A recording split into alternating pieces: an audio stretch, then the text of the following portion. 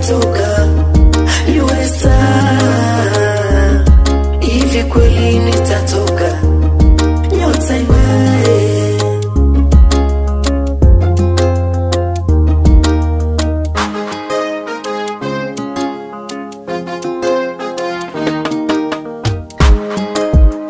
Mwaka wa 9 sasa naimba ila sijatoka da. Ankometi na Mkimba mlisema mtani sapoti, mbona siwaoni da?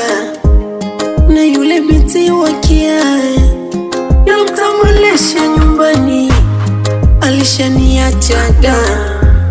Vya watu nisitamani nimtangulize Mungu, Baba amenihusia. Mungu sipomuomba lolo